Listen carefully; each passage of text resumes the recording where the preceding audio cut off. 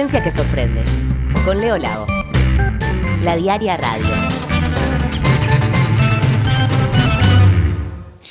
Les doy la bienvenida a UPA Ciencia que sorprende, el programa de ciencia de aquí de La Diaria. Hoy vamos a hablar de entornos alimentarios y salud, o de sistemas alimentarios y salud, y para eso recibimos a Gastón Ares de la Facultad de Química del área de Sensometría y Ciencia del Consumidor. Hola Leo, muchas gracias por la invitación. Bien, Gastón, tenés una vasta carrera estudiando distintos aspectos de los entornos alimentarios, desde el envase de los alimentos, fuiste parte del equipo científico que evaluó los octógonos de exceso de grasa, de exceso de azúcares, exceso de sal, pero también estudiaste en dónde están los alimentos, o sea, dónde se venden los puntos de venta, hicieron una investigación fabulosa en Punta Rieles y en el barrio Bellavista, y también estudiás qué pasa con la publicidad, sobre todo el marketing digital de muchos alimentos y sobre todo con especial énfasis en los ultraprocesados, esos alimentos que deberíamos ver si son alimentos, esos productos que comemos, que no siempre nos alimentan, pero que tienen un gran marketing detrás. Y todo esto forma eso que vos decís, el entorno alimentario, que es una parte importante de lo que terminamos comiendo. Sin embargo, ese enfoque no es el habitual cuando uno habla de la alimentación. Dentro de la química, de la nutrición o incluso de la medicina, tendemos a pensar en, veamos qué tiene este alimento y si es bueno o malo y cuánto hay que comer. ¿Qué implica cambiar a pensar el entorno y no fijarse solo en lo que hay, en lo que comemos? Bien, lo que implica es reconocer la complejidad de lo que hay detrás de lo que elegimos. Y en realidad en esto que vos decís, por un lado, muchas veces nos enfocamos en el alimento en sí, si tiene, no sé, sal, azúcar y demás, y por otros lados en las personas, ¿no? En decir, la persona sabe o no sabe, tratamos de decirle, tenés que consumir 5 porciones de frutas y verduras por día, etcétera, ¿no? Entonces nos enfocamos como en el alimento y en la persona. Y no tenemos en cuenta que en realidad lo que elegimos es producto del lugar donde vivimos, ¿no? O sea, entonces, si nosotros no entendemos que los entornos, y en esto que vos decías, entendidos como básicamente la forma o los lugares donde nosotros transitamos para adquirir los alimentos, que eso va a incluir, como decías, desde el supermercado al que vamos, el kiosquito, cuántos lugares tenemos cerca, la cantina del lugar donde trabajamos, lo que miramos cuando vamos caminando por la Rambla, qué publicidad tenemos. Todo eso en realidad lo que va haciendo es influyendo o determinando primero, cómo pensamos nosotros sobre los alimentos, que nosotros asociamos con un cumpleaños, porque tenemos que tomar una cosa, un líquido negro en un cumpleaños como algo que es lo que debemos hacer, ¿no? O sea, cómo se construyen esos imaginarios, eso es parte de lo que llamamos los entornos alimentarios y de entender que nuestras decisiones están condicionadas por ese lugar donde vivimos, desde la publicidad, desde cuánto tenemos que caminar para llegar a un lugar, para comprar alimentos, desde el precio que tienen esos alimentos. Entonces, capaz que la última década o capaz que un poquito más cerca, en realidad desde la política pública cada vez más se reconoce que para lograr los objetivos de alimentación saludable y de hecho también los objetivos de desarrollo sostenible que tienen que ver con la alimentación, necesitamos movernos y pensar más allá de las personas y entender a esos entornos, entender cómo esos espacios van condicionando la forma en la que nos alimentamos y poder pensar qué estrategias desde la política pública podemos implementar para que las personas, digamos, tengan como la opción más fácil los alimentos saludables. No queremos en realidad que tengan que luchar todo el tiempo para poder alimentarse de la forma que buscamos, sino que queremos que esa alimentación saludable sea la opción más sencilla. Y eso básicamente es lo que tratamos de hacer a través de la investigación que hacemos. Dijiste varias cosas que son interesantes y que vamos a ir abordando. Una que quiero hacer énfasis es que la ciencia que haces con otra gente, no es que Gastón Ares trabaja solo en el vacío, hay mucha gente y muchas colegas, investigadores, investigadoras que trabajan contigo en estas investigaciones. Pero la ciencia que haces está motivada en cambiar lo que estás estudiando, ¿no? Hay mucha ciencia que busca ver qué pasa. Pero cuando uno habla de alimento, es imposible no tratar de que la gente coma mejor o que por lo menos se le facilite el comer mejor. ¿Cómo manejás eso de que tu ciencia tiene esa inmediatez de que pase algo con lo que vas descubriendo? Ahí creo que tiene que ver como con la concepción de este grupo que vos decías, que donde lo que buscamos es justamente transformar la realidad. Y eso creo que es lo que nos motiva como equipo y desde una perspectiva interdisciplinaria, en esto de abordarlo de distintos lugares, ¿no? Vos Bueno, decías, frecuentemente trabajás, por ejemplo, con el laboratorio de psicología de la Facultad de Psicología, con el CIPSI, ¿no? O sea, es alguien que estudió, sos ingeniero de alimentos, pero vas a buscar a Facultad de Psicología porque no alcanza solo con mirar cuánto grasa X tiene el alimento, hay que mirar otras cosas. exacto, y eso tiene como que ver con estos cambios de paradigma de cómo crear conocimiento, en el sentido de que una disciplina por sí sola, cuando trabajamos con problemas complejos, y estamos hablando de qué comemos, donde entran en juego muchísimos factores, necesita la conjunción de distintas miradas, ¿no? Necesitamos pensar en las características del alimento, necesitamos pensar en cómo tomamos decisiones desde el punto de vista psicológico, necesitamos pensar en aspectos geográficos de cómo está ubicado estos puntos de venta donde vivimos, aspectos económicos. Entonces, justamente tratar de entender la forma en la que comemos requiere todas estas distintas miradas. Entonces, actualmente, en realidad la investigación que hacemos, toda es de carácter interdisciplinario, donde hay más de una disciplina pensando en el problema. Y después, para nosotros es muy importante esta perspectiva aplicada en el sentido de generar insumos para que esa realidad se transforme. Esos insumos pueden ser para tomadores de decisiones, como vos decías, el ejemplo como más visual o gráfico del impacto de la investigación son estos octógonos que vemos cada vez que vamos al súper, donde vemos que todo está lleno de estos octógonos negros. Eso es básicamente un resultado de esta investigación aplicada, dar insumos para la toma de decisiones en política pública. Y te pregunto, cada vez que vas al supermercado y ves el octógono, ¿vos sentís? Mirá lo que logró la ciencia del Uruguay. Mirá, eso es la ciencia del Uruguay que logró torcerle el brazo a la industria alimentaria, que es una industria muy poderosa, y cada uno de esos octogonitos que fue un triunfo, porque hubo investigación, hubo evaluación, ustedes evaluaron si era a lo mejor un semáforo o el octógono, si tenía que tener, si era negro, qué color. Todo en cuestión, una serie de cosas que están detrás de algo que creo que es importante también remarcar, es que los seres humanos no siempre tomamos las decisiones basadas en la información o las decisiones racionales. Muchas veces cuando vamos a la góndola, primero elegimos lo que queremos comer y después hacemos la racionalización de por qué estamos comprando eso. Algo que se estudia en el behavioral economics, la economía del comportamiento, ¿no? No tomamos decisiones racionales y el octógono quiso pegar ahí, quiso tener una señal que te dijera, sin que pensaras nada, el que está al lado y tiene menos octógonos capaz que es mejor para vos. Sí, ahí creo, en esto que decías, como de qué es lo que uno piensa cuando ve como el resultado del trabajo transformado en una política pública, nada, obviamente es súper gratificante. En realidad en este caso también es gratificante que algunos aspectos de lo que se pensó en Uruguay después fueron tomados por otros países, ¿no? Entonces, en realidad, si bien la idea original de los octógonos es chilena, y en realidad lo que se hizo acá fue generar la evidencia para respaldar de cierta forma la decisión que habían tomado en Chile y modificar algunas cosas. O sea, en Chile no habían hecho toda la investigación que No. se hizo sobre percepción, modificación del comportamiento y todo un montón de evaluaciones que hicieron acá. Ellos decidieron octógonos, obviamente tendrían algunos indicios, pero acá generaron evidencia antes de aplicar la política y terminaron evaluando después de que ya estaba instalada la política de Chile. Sí, en realidad de cierta forma, y eso conversando con algunas investigadoras que han estado involucradas, siempre era como, qué envidia que ustedes pudieron hacer todo eso. Era, bueno, tampoco fue porque tuvimos tantos fondos ni nada, nada más fue como nada, el empuje de tener ganas de hacer eso, y también la apertura en ese momento por parte del gobierno de incorporarnos como parte del grupo tomador de decisión, ¿no? Entonces, creo que eso en Uruguay fue como un ejemplo muy bueno de cómo la academia puede estar inserta en grupos tomadores de decisión para el diseño de una política, y eso no pasa todo el tiempo. Y ¿Fue un gach? ¿Fue un mini gach antes de los gach? Puede ser que fuera algo así. En este caso ni siquiera era, o sea, no era como externo, sino que era parte. O sea, en realidad nosotros trabajábamos de la mano del Ministerio de Industria, del Ministerio de Salud Pública, que era quien lideraba. Entonces, la idea era decir, bueno, perfecto, en este grupo está decidiendo si va a ser un octógono o no. Bueno, listo, vamos a pensar por qué.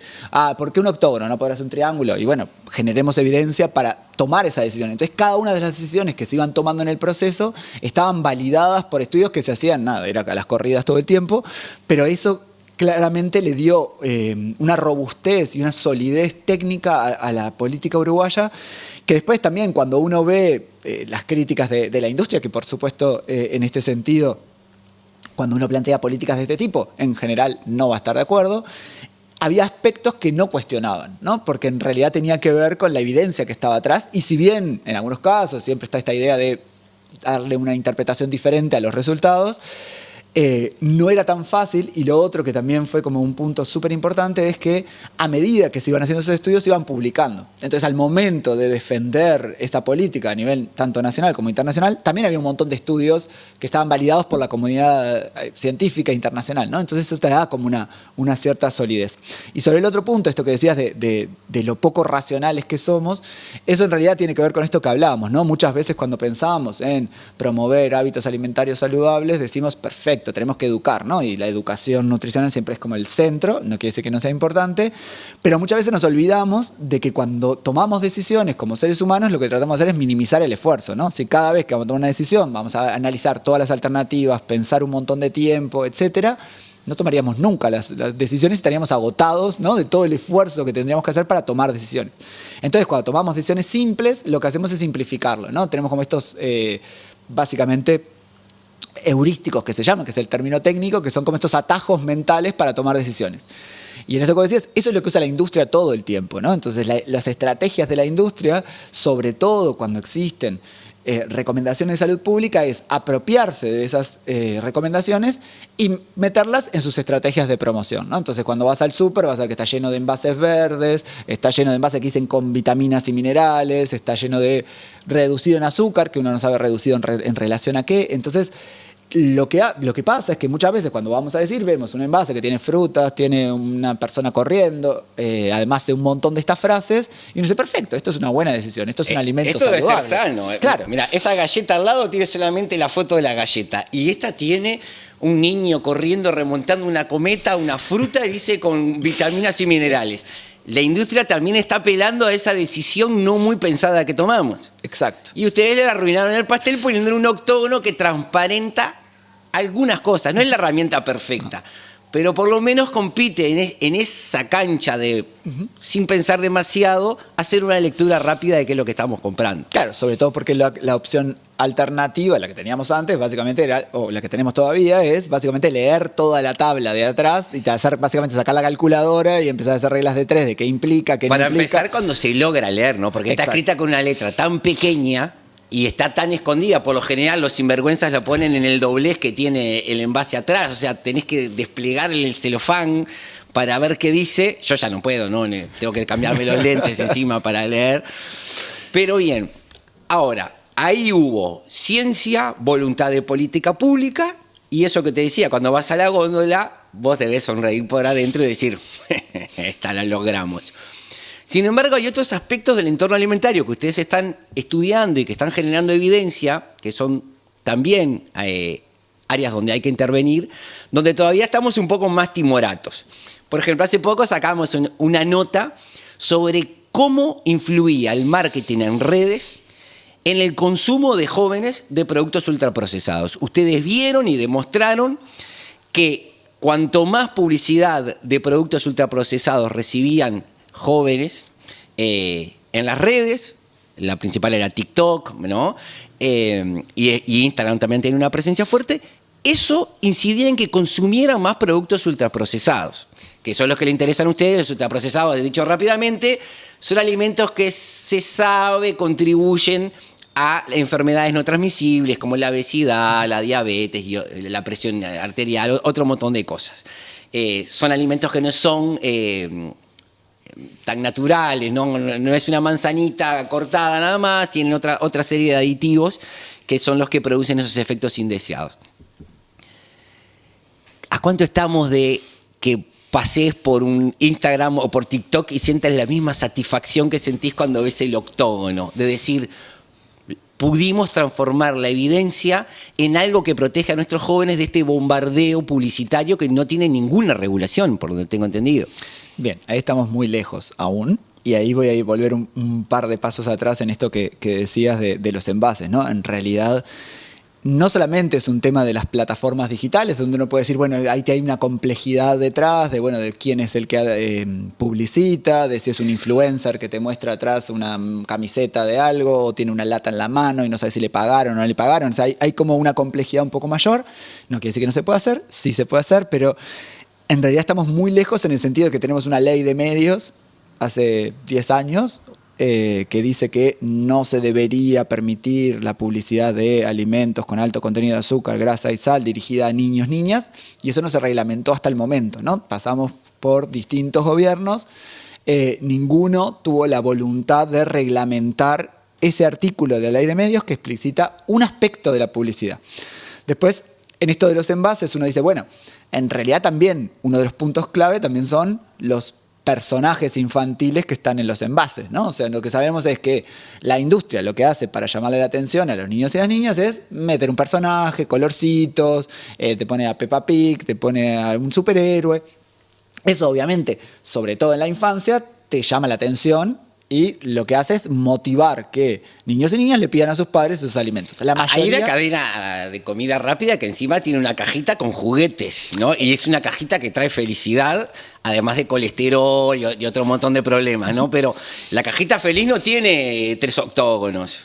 No, igual sigue existiendo y es como parte de esta lógica de, bueno, ¿qué es lo que deberían comer niños y niñas? Bueno, azúcar, grasa y capaz que también un montón de colorantes artificiales porque no pueden consumir alimentos naturales con los colores que deberían consumir, ¿no? Entonces, en realidad, lo que sabemos es que los alimentos que se publicitan, por ejemplo, para niños y niñas, están llenos de colorantes, están llenos de azúcar. Entonces, ahí también tenemos un agujero legal súper importante donde no deberíamos, esa sería una gratificación muy grande, ir al súper y no encontrar ni un macaquito infantil en un producto que no sea saludable, ¿no? Ahí también hubo, en su momento, junto con cuando básicamente se aprobó el etiquetado frontal, estos octógonos, se propuso un proyecto de ley que eliminaba, no se metía con todos los aspectos de la publicidad, pero eliminaba a los personajes infantiles. Nunca se discutió. En el periodo anterior hubo un proyecto de ley de la actual ministra de Salud donde también en realidad se regulaban. Hay muchos más aspectos, se regulaban aspectos de la publicidad digital, se regulaban los envases.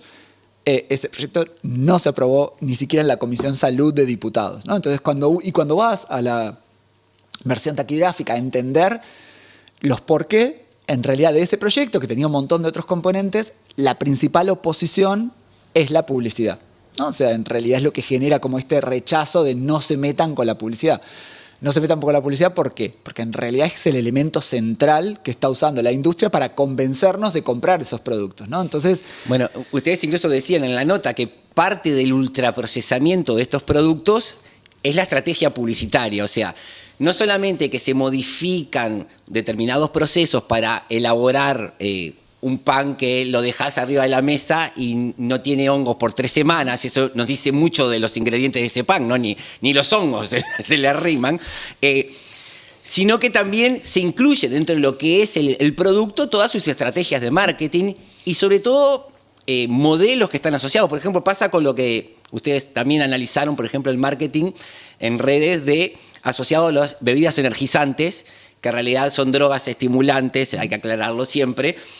Pero bueno, se trabaja en esa imagen de que eso te va a hacer rendir mejor, que eso te va a permitir mantenerte despierto, que vas a tener una mejor performance, cosas que sabemos que no cumplen, sino que simplemente te dan un acelere y una sobreestimulación. Y en muchos casos estar sobreestimulado o acelerado no es lo mejor que puedes hacer, ni en un gimnasio, ni en un baile, y mucho menos para rendir un examen. O sea, una cosa es, si dormiste pocas horas, es que el cuerpo precisa descansar. Y de hecho sabemos que durante el sueño terminamos de hacer muchas cuestiones que tienen que ver con el aprendizaje. O sea, que aprendiste mal si dormiste poco. Después que te tomes 40 tazas de café, lo único que vas a hacer es que no bosteces. Pero no te va a ir mejor en el escrito por haberte tomado 30 tazas de café. Y menos una bebida energizante, ¿no? Entonces, ustedes están viendo ahí que la publicidad habría algo que hacer. En esto que vos decís de las bebidas energizantes, de hecho, parte de las estrategias de publicidad de esas empresas son esas, ¿no? O sea, decirte que en realidad te van a ayudar a rendir más en el examen, te van a ayudar a trabajar mejor, te van a ayudar a ser más eficiente. Entonces, obviamente, requiere como deshacer lo que está detrás. Y ahí viene como esta lógica, ¿no? Como del sistema alimentario. O sea, ¿qué está orientado, no? Y en realidad, en particular, la producción de ultraprocesados está orientada a generar ganancia económica para quien lo produce, ¿no? Sin importar qué. Entonces ahí es donde uno entiende la relevancia del concepto. Y en esto que vos decías, bueno, los ultraprocesados genera todavía mucho debate de qué son, qué no son, si el concepto. Pero creo que lo fundamental es lo que pone sobre la mesa. Es que hay determinado tipo de alimentos que se producen solamente con la intención de generar un beneficio económico para las empresas y, digamos, sus socios y las personas que están involucradas, ¿no? Entonces, cuando yo solamente pienso en el beneficio económico, no me importa nada más, solamente lo que busco es aumentar mis ganancias, por lo tanto no me importa la calidad de lo que uso, no me importan los ingredientes que uso, que voy a usar lo más barato, ¿no? Entonces ahí también tenemos esta atracción sobre el resto del sistema en términos de, bueno, si solamente uso azúcar, leche, aceite de palma, un par de cosas más, bueno, ¿qué se va a producir? Y bueno, básicamente lo que demanda la industria de alimentos, ¿no? Entonces obviamente eso genera una atracción sobre el sistema, compromete obviamente la sustentabilidad, o sea, es bien complejo lo que implica. Y justamente una de las estrategias fundamentales para aumentar las ventas es la publicidad, ¿no? Entonces ahí también es muy chistoso cuando uno va a los países que han implementado este tipo de políticas a leer los argumentos de la industria es no hay evidencia de que la publicidad influya. Bueno, el trabajo de ustedes estableció una relación entre haber sido expuesto a mensajes en TikTok y en Instagram que promocionaban estos ultraprocesados en los últimos 7 días, los 7 días anteriores a realizar la encuesta, y la probabilidad de que haya los gurises que fueron expuestos a eso consuman efectivamente más de esos productos. O sea, la evidencia está. Claro, en realidad, bueno, eso es siempre como uno de los argumentos, la evidencia no está, no es suficiente, necesitamos más evidencia, etcétera. Pero en realidad, a ver, la evidencia, como una evidencia que no es una evidencia empírica científica, es si no sirviera para nada, ¿para qué se va a gastar la cantidad de dinero que se gasta en estrategias de publicidad de todo tipo, ¿no? Desde el cartel que tenés en la calle, desde lo que vos decís, todos los avisos en redes, etcétera. Entonces, la publicidad es un elemento central y en realidad y yo estoy convencido de que la única forma de generar un cambio cualitativo en lo que comemos es regular la publicidad.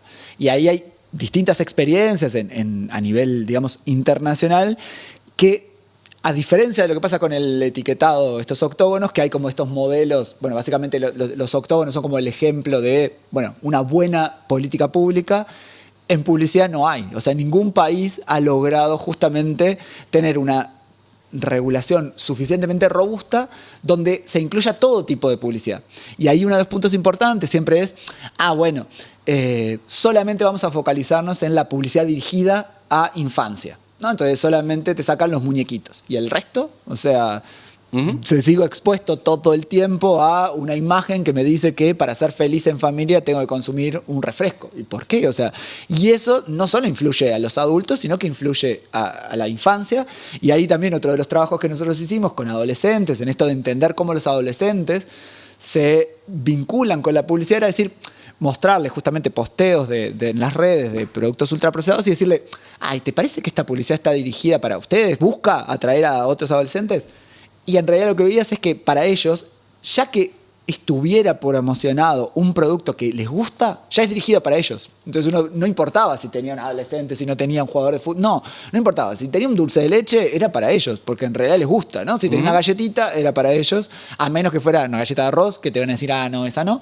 Pero en realidad la influencia de la publicidad es sumamente importante porque además es como multimedio, ¿no? Porque sí, las redes, que lo que sabemos, ¿no? En la adolescencia están 5 horas mirando redes sociales. El promedio 5,5 horas al día se pasaban conectados en redes. Claro, donde la mayoría, o sea, está expuesto al menos a algún aviso, etcétera, etcétera. Pero después también caminamos por la calle, ¿no? Si vas caminando por la calle, seguro que hasta en los avisos ante el nombre de la calle, ¿no? De la intendencia, en muchos de ellos arriba tiene el nombre, o sea, una publicidad de alimentos, ¿no? Entonces, obviamente, el bombardeo es tanto que eso, en esto de no ser racional, te influye, ¿no? O sea, es imposible resistirte, aunque sea inconscientemente, a toda esa información que te bombardea todo el tiempo. Y aparte, por lo general, nos llega una publicidad que dice banana rica en potasio, compraba banana fresca.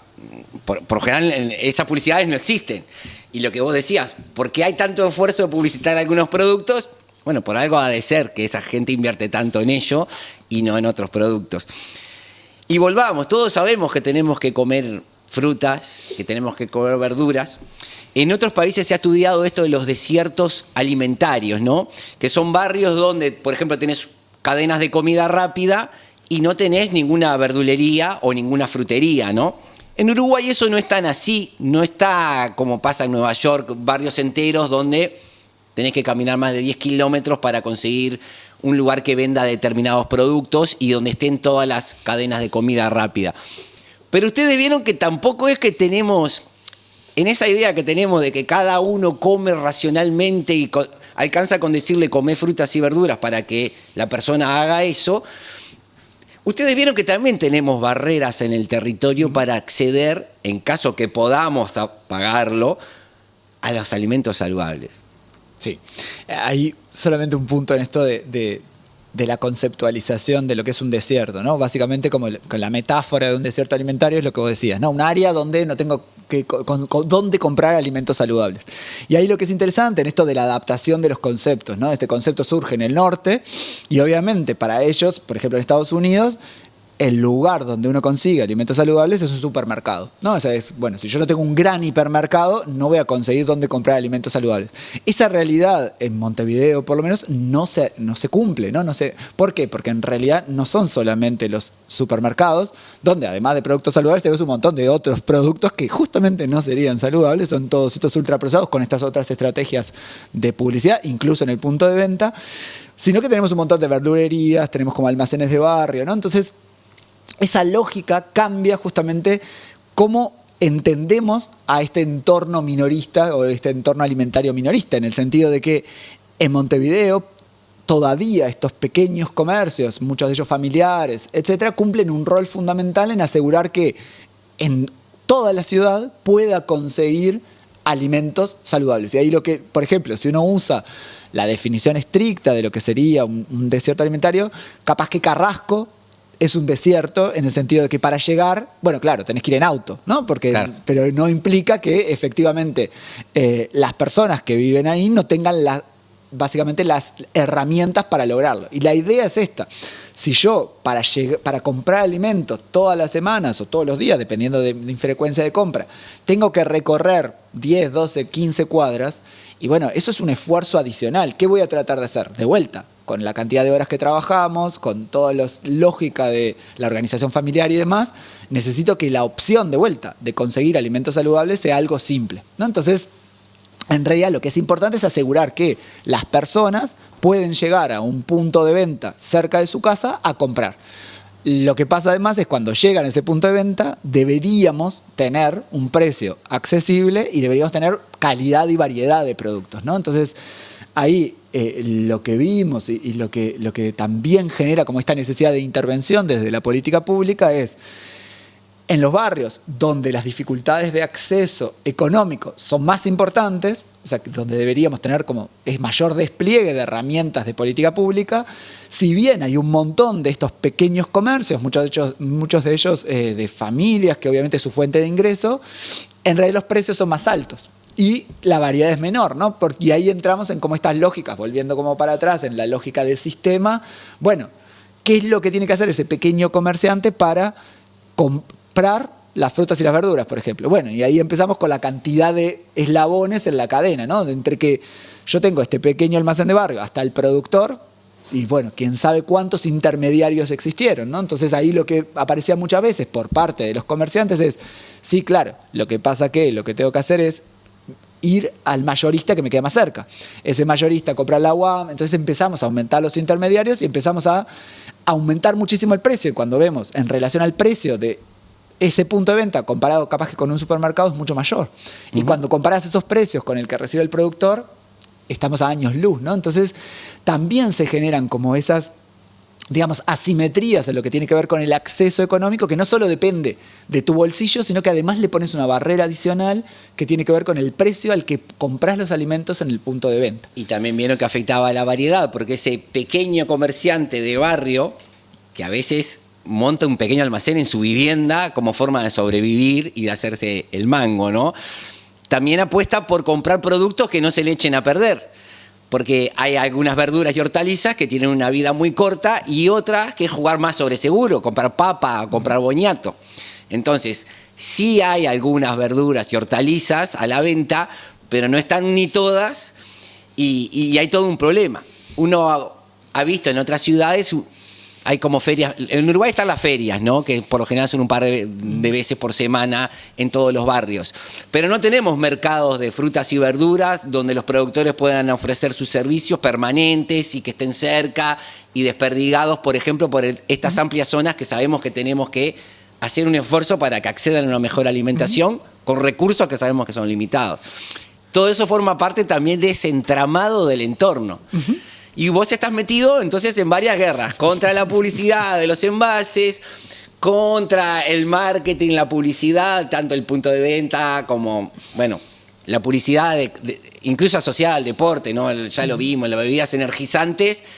La selección uruguaya, que es el paradigma de todo lo que está bien en el imaginario para mostrarle a la juventud, está asociado a una bebida energizante, o sea, una droga estimulante. La AUF tiene un negocio con la droga, me refiero solamente a esto de los energizantes, con otros negocios sabemos que también hay, pero eso lo investiga Lucas Silva, que está en el tema del narcotráfico y todo eso. Pero hay un problema grave con la publicidad y también ahora tenés enemigos con los distribuidores y con las estrategias de despliegue. Se nos fue volando el programa, pero esta mirada de los entornos creo que es muy necesaria a la hora de pensar qué comemos, cómo comemos. No alcanza con decirle a la gente come pescado, come más veces pescado, come más veces frutas. Hay otras cosas que inciden en estas decisiones. Para terminar, quiero que des un mensaje esperanzador. ¿Qué le dirías a una gurisa o gurí que quiere estudiar ingeniería de los alimentos respecto a la salud de lo que comemos? ¿Esa es tu cámara ahí? A alguien que estudia ingeniería de alimentos.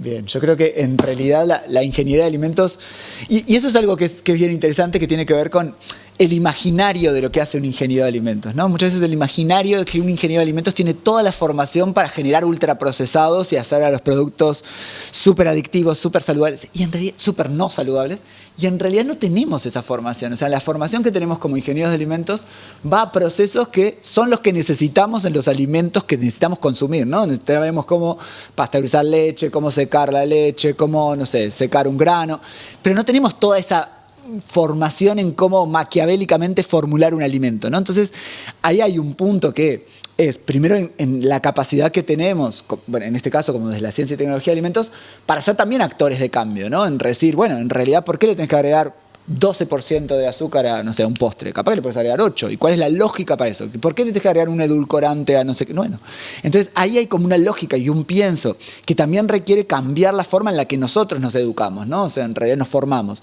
En entender, bueno, cuáles son los impactos, cuáles son las lógicas y más esta perspectiva como de salud pública, de entender cuáles son los roles que deberíamos tener y, de cierta forma, traccionar los cambios en lo que tiene que ver con aspectos regulatorios en el bien de la salud pública.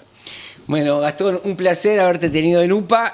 Tenés una gran capacidad de publicar trabajos, estás ahí en el ranking de los que más publican en Uruguay, así que en breve nos vamos a tener que ver porque salen 8 trabajos tuyos por semana, más o menos. Creo que esta semana pasada salieron 2, sin ir más lejos. Un placer tenerte siempre para pensar en todo lo que rodea a los alimentos que termina impactando en lo que efectivamente comemos. Muchas gracias, Leo, por la invitación. Bueno, y con ustedes nos vemos en otra entrega de UPA.